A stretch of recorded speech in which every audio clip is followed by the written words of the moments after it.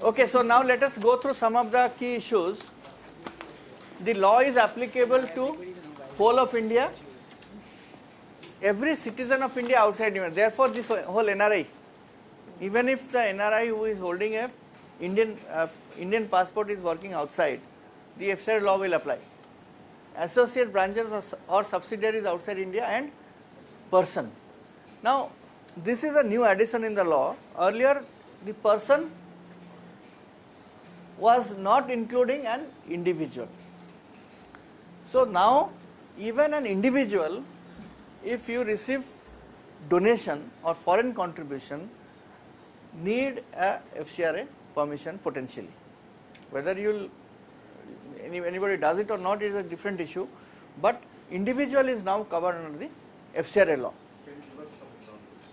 Suppose you want to do some good charitable activity and some agency or some individual gives you a donation from abroad and you want to receive it, you have to get a FCRA permission to receive that funds. You cannot receive without. No. No. If it is a donation, there is no amount. Yeah.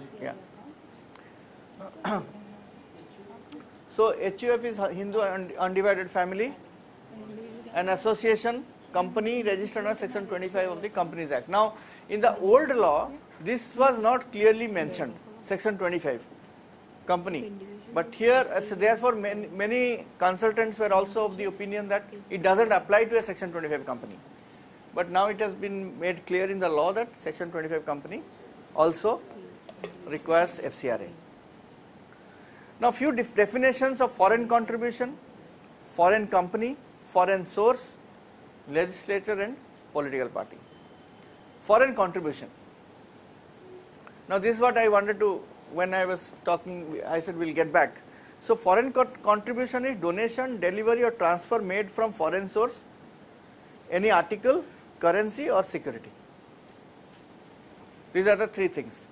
So, any article which is donation in kind, a currency or even a security, right? That is what constitutes foreign contribution. And foreign company means a company within the meaning of section 591 of the Companies Act, or a company which is a subsidiary of a foreign company. A foreign company subsidiary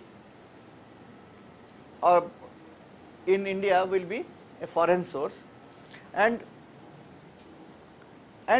also a company where more than 50% of the shares are held by foreigners. So that will become a foreign source.